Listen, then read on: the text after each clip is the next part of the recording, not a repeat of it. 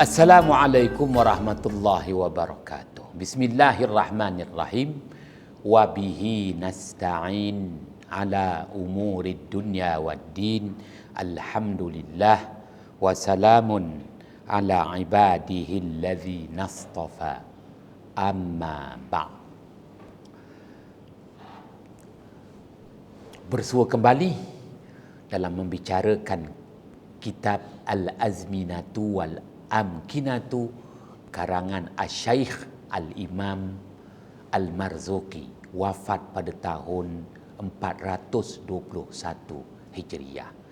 Hadirin yang dirahmati Allah, setelah kita membaca keterangan pada halaman 22 kitab Al-Azminatu wal-Amkinatu, keterangan yang diberikan oleh Asy-Syaikh Al-Imam Al-Marzuqi berhubung tentang firman Allah Subhanahu wa taala ayat 39 surah Yasin. Maka ianya menjelaskan kepada kita berhubung tentang isbatus syahri, mensabitkan bulan-bulan yang kita lalui hidup di muka bumi ini. Maka dalam menetapkan takwim, Allah Subhanahu wa taala menggabung jalinkan dua jasad langit, iaitu matahari dan bulan. Allah Subhanahu wa taala menghendaki agar kita merujuk matahari bagi pensabitan hari-hari yang kita jalani. Dan Allah Subhanahu wa taala sekali lagi menghendaki agar kita menjadikan bulan bagi mensabitkan bulan-bulan yang kita jalani di muka bumi ini. Maka membawa erti dalam membina takwim kehidupan. Qawwama yuqawwimu takwim. Membawa arti, takwim membawa arti kedudukan yang ditentukan al-hal, hal ehwal, dan al-ma'al, dapatan dan perolehan. Maka di sini Allah Subhanahu wa taala menghendaki agar kita gabungkan takwim matahari dan takwim bulan dalam membentuk satu takwim kehidupan manusia.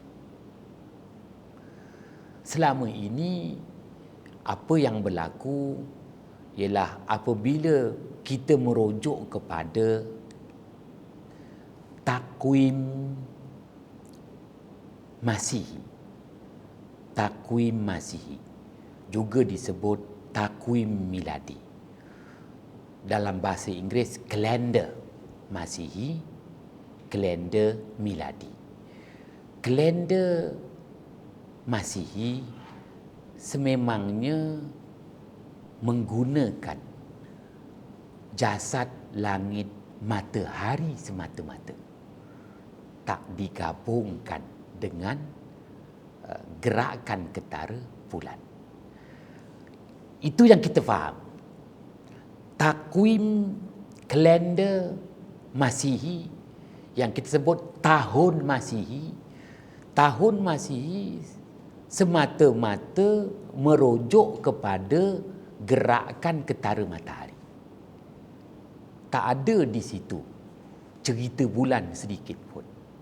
Akan tetapi takwim Hijri, takwim Hijri merupakan takwim yang lengkap, kerana takwim Hijri, takwim yang mengguna pakaikan dua kalender, dua takwim, takwim matahari dan takwim bulan.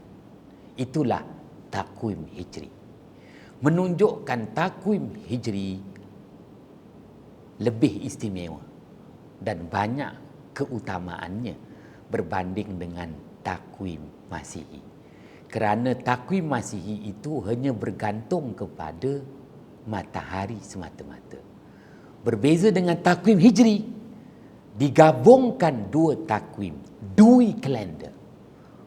Untuk takwim matahari, ketetapan harian. Untuk takwim bulan, ketetapan bulan-bulan yang dilalui. Muharram, Safar, Rabiul Awal, Rabiul Akhir. Maka dalam hal ini sebenarnya lebih mudah untuk menggunakan takwim Masihi. Kenapa lebih mudah? Lebih mudah nak disabitkan tahun Masihi.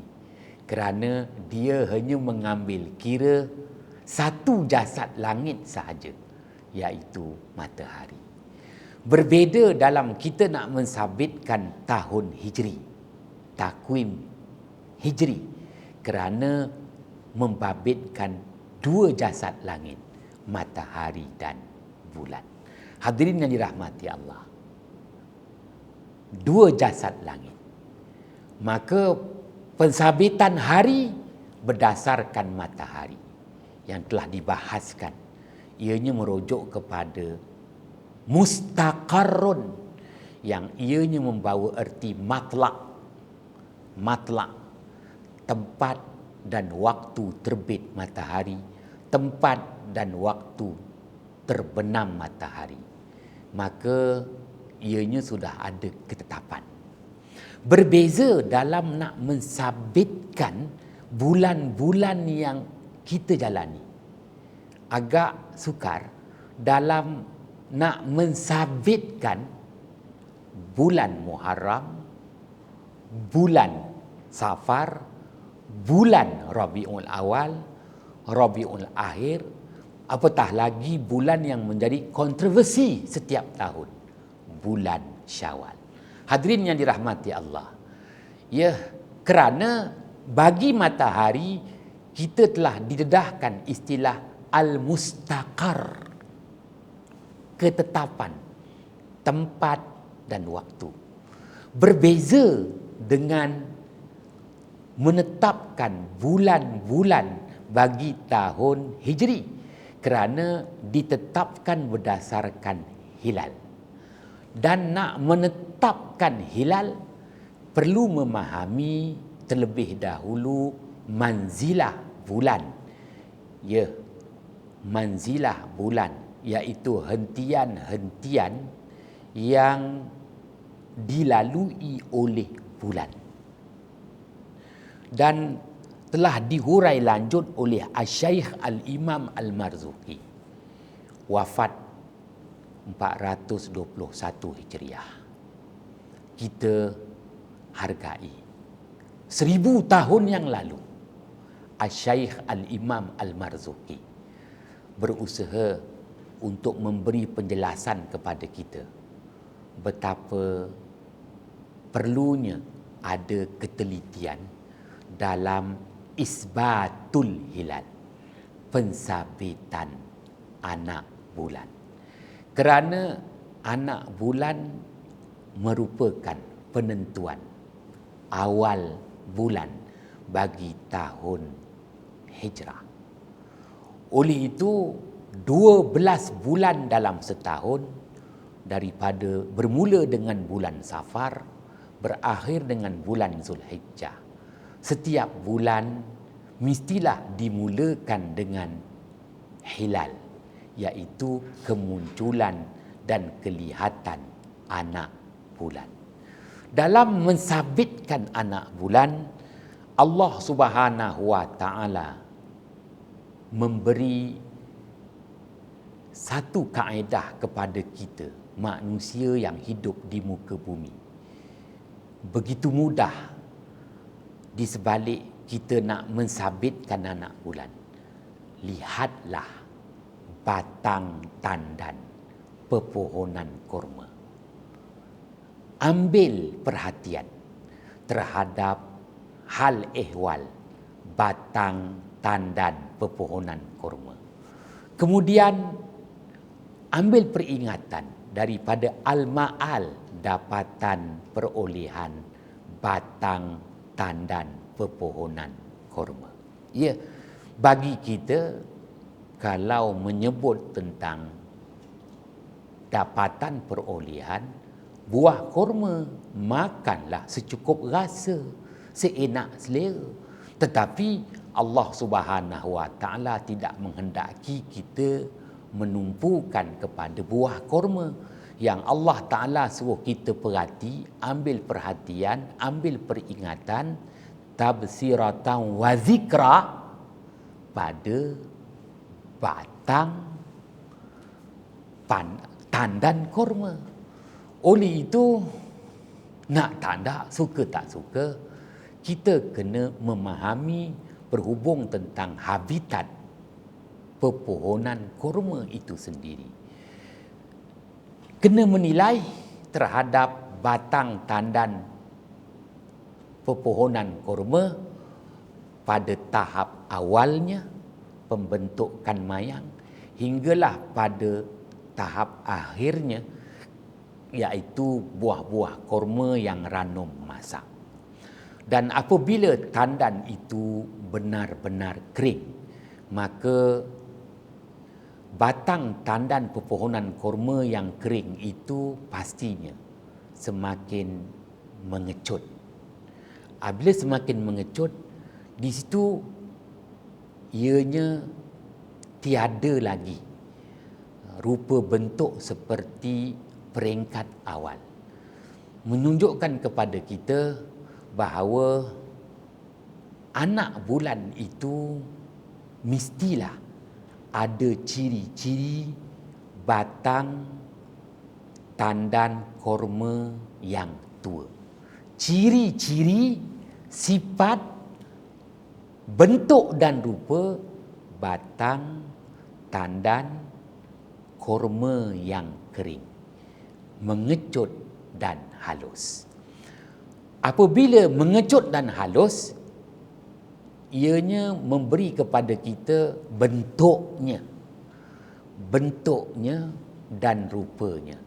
Oleh itu, perlu memahami berhubung tentang rupa bentuknya.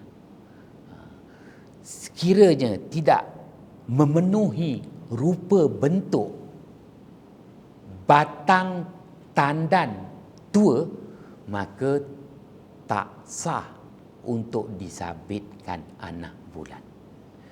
Sekiranya kita hanya melihat anak bulan itu sekadar satu garisan, tidak terupa dan terbentuk batang tandan kurma yang tua, maka tak boleh disabitkan sebagai anak bulan. Kalaupun di situ kelihatan cahayanya, dan di situ juga jelas bahawa itulah kedudukan anak bulan, sebaik sahaja terbenam matahari di akhir bulan. Tak boleh nak disabitkan, kerana Allah Subhanahu Wa Taala telah tetapkan ciri-ciri anak bulan itu ada kal urjunil qadim, ada kembali semula, menjelaskan kepada kita bahawa Allah Subhanahu Wa Taala menetapkan sesuatu itu adanya yang disebut sebagai nilai waktu. Nilai waktu. Seperti kita menyebut dalam istilah yang akan dijelaskan nanti, zatal awim. Zatal awim. Kita dapati bahawa Asy-Syaikh Al-Imam Al-Marzuki dia menghuraikan ayat 39 surah Yasin, kerana dia akan mengulas lanjut nanti untuk diperkenalkan satu istilah yang digunakan oleh ulama falak, bersumberkan ayat 39 surah Yasin, iaitu istilahnya Zatal Awim. Zatal Awim membawa erti nilai ulangan. Nilai ulangan, ia ulangan harian, ulangan mingguan, ulangan tahunan, ulangan bulanan. Nilai ulangan. Yang mana selama ini kita memahami nilai ulangan itu dengan dua. Sama ada berulang itu membawa arti haul, ha waw lam, haul, ulangan yang mendukacitakan, ataupun ulangan yang menggembirakan. Id, ain, ya, dal. Id, ulangan. Id merujuk kepada ulangan tahunan yang menggembirakan. Aidul Fitri, Aidul Adha. Ulangan tahunan. Haul, haul almarhum Sultan Iskandar. Ulang tahun duka cita kemangkatan Sultan Iskandar negeri Johor. Hadirin yang dirahmati Allah, maka didatangkan istilah Zatal Awim, iaitu nilai ulangan. Bagi ulangan harian tak perlu lagi nak disangkal, kerana ayat 39, ayat 38 surah Yasin, Allah Ta'ala telah menetapkan berdasarkan istilah mustaqarrun, membawa arti matlak. Maka sebab itu tak ada pertikaian tentang waktu terbit matahari dan waktu terbenam matahari. Malah ulangan harian itu dapat ditentukan. Yang menjadi perbahasan hingga kini adalah ulangan bulanan. Setiap bulan berulang. Apa yang berulang? Berulangnya anak bulan. Apa perlunya nak berulang anak bulan? Kerana anak bulan hilal itulah yang akan menentukan bermulanya bulan-bulan yang umat manusia lalui di muka bumi ini. Kerana dalam masyarakat kita yang hanya menjadi kontroversi, ulangan anak bulan Syawal. Itulah yang sentiasa dipertikaikan. Betul ke dah berulang? Ataupun lebih awal lagi dia dah berulang? Ataupun kenapa lambat dia berulang? Ya, kerana untuk mensabitkan anak bulan, perkara yang masih lagi subjektif. Allah Subhanahu Wa Ta'ala menghendaki agar kita membuat perbandingan anak bulan dengan batang tandan pepohonan kurma. Adakal urujunil qadim. Dapat diringkaskan di sini dalam menjelaskan keterangan halaman 22. Halaman 22 kitab Al-Azminatu wal Amkinatu, isbatus syahri, mensabitkan bulan-bulan itu, yakni bulan bagi tahun Hijri itu, ianya mestilah memenuhi manazilul qamar, manzilah bulan, hentian bulan. Kenapa perlu memahami hentian bulan? Al-Syaikh Al-Imam Al-Marzuki jelaskan dalam keterangannya Allah Subhanahu wa taala telah menetapkan bulan itu terdapat 28 manzilah, 28 hentian. Ini bererti apabila bulan telah melalui 28 manzilah, 28 hentian, maka sempurnalah bulan mengelilingi bumi, membentuk satu bulatan edaran yang disebut falak, dan dijelaskan pada ayat 40 surah Yasin, wa kullum fi falakin yasbahun. Setiap jasad langit, matahari maupun bulan, telah ditentukan garis edaran masing-masing. Falak membawa erti garis edaran masing-masing. Falak adalah garis edaran.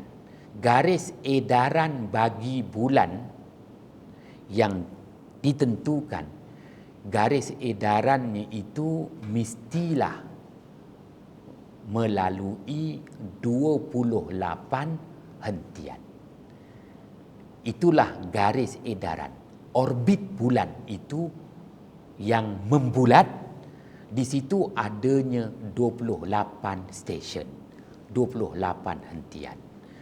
Maka setiap hentian bulan akan berhenti selama sehari. 28 hentian membawa erti 28 hari. Ini menjelaskan bahawa apabila bulan telah menyempurnakan 28 hentian, 28 manzilah dalam tempoh masa 28 hari, sempurnalah bulan mengelilingi bumi. Apabila bulan telah sempurna mengelilingi bumi dalam tempoh masa 28 hari, 28 manzilah, 28 hentian, maka bulan mula akan kembali semula kepada bulan yang baru, iaitu hilal anak bulan. Pun begitu, Al-Syaikh Al-Imam Al-Marzuki jelaskan kepada kita, dalam melengkapkan pusingan bulan mengelilingi bumi dalam tempoh masa 28 hari, mengambil posisi 28 hentian, 28 manzilah.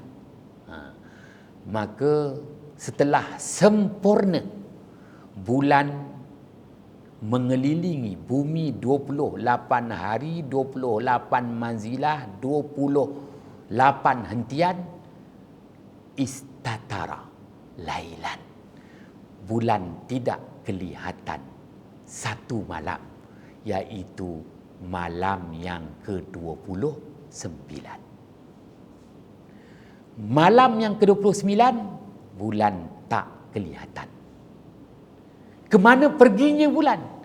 Maka datanglah istilah pada malam yang ke-29, bulan al-ijtima, ijtama'a yajtami'u ijtima', bulan bersekedudukan dengan matahari. Oleh kerana bulan bersekedudukan dengan matahari, sememangnya manusia di muka bumi takkan nampak bulan. Maka waktu itu bulan tersembunyi. Kerana bulan berijtima', berkesedudukan dengan matahari, yang boleh diistilahkan dalam bahasa Inggeris conjunction. Conjunction bawa erti segarisan. Bulan segarisan dengan matahari. Maka pada waktu itu manusia di muka bumi tak akan nampak bulan, kerana cahaya matahari menutup bulan pada hari dan malam yang ke-29. Asy-Syaikh Al-Imam Al-Marzuki menjelaskan lagi, ada ketikanya 2 malam tak nampak si wajah bulan tu, iaitu malam yang ke-29 dan malam yang ke-30. Menjelaskan sekali lagi, sebut sahaja tentang hilal. Hilal ini perkara yang subjektif. Kerana walaupun bulan telah melengkapi, mengelilingi bumi, mengambil tempoh masa 28 hari, 28 manzilah, 28 hentian, akan tetapi tak pasti bilakah kemunculan dengan kelihatan bulan baru, yang dalam bahasa Inggeris disebut new moon, dalam bahasa Arab disebut wiladatul hilal, kelahiran anak bulan. Hadirin yang dirahmati Allah, Asy-Syaikh Al-Imam Al-Marzuki jelaskan kepada kita perlu membuat hitungan dan pemerhatian, hitung dan lihat, hisab dan ru'yah, ru'yah dan hisab perlu digabungkan, kerana tak pasti sama ada bulan itu tidak kelihatan satu malam, yakni pada malam 29, ataupun 2 malam, yakni malam 29 dan juga malam yang ke-30. Maka perlu digabungkan ru'yah dan hisab supaya memudahkan manusia mensabitkan hilal. Apabila hilal itu disabitkan, barulah dapat disabitkan awal bulan, yang mana Allah Subhanahu wa taala berfirman dalam surah Al-Baqarah, "Faman syahida minkum syahra falyasumhu." Sesiapa yang melihat bukti bermulanya bulan, yakni bukti bermulanya bulan Ramadan, iaitu kenampakan anak bulan Ramadan, maka hendaklah dia menjalani ibadah puasa. Allah jelaskan di situ istilah asy-syahru, faman syahida minkumus syahra. Asy-syahru, asy-syahra membawa erti bulan. Asy-syahra tu bulan, bulan Safar, bulan Rabiul Awal, tetapi asy-syahra yang dimaksudkan di situ ialah bulan Ramadan. Allah Ta'ala tidak sebut di situ perkataan hilal, tapi Allah Ta'ala sebut di situ perkataan asy-syahra. Sesiapa yang menyaksikan bukti bermulanya bulan Syawal, bukti bermulanya bulan Syawal, iaitu kelihatan anak bulan Syawal berhari raya. Bukti kelihatan anak bulan Ramadan dengan terlihat hilal Ramadan, maka bermulalah ibadah puasa. Hadirin yang dirahmati Allah, ianya menjelaskan kepada kita betapa istimewanya takwim bulan itu sendiri, penuh dramatik dalam menetapkan bilakah bermulanya detik awal bulan bagi tahun hijrah. Oleh itu, dalam kita menjelaskan tentang manzilah bulan yang Allah nyatakan pada ayat 39 surah Yasin, manzilah bulan itu merupakan hal ehwal yang dilalui oleh matahari, dan mensabitkan anak bulan.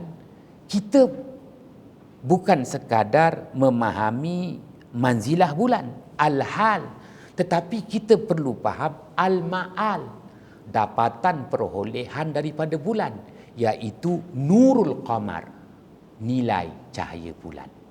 Kerana yang membezakan anak bulan dengan bulan sabit adalah nilai cahayanya. Oleh itu, dalam mengambil kira kewujudan anak bulan perlu dinilai nurul hilal, iaitu cahaya anak bulan itu sendiri. Semoga Allah Subhanahu wa taala merahmati apa yang telah dibahaskan oleh Asy-Syaikh Al-Imam Al-Marzuki, peninggalan untuk kita umat kebelakangan ini, agar kita betul dalam membuat keputusan. Wallahu a'lam bissawab.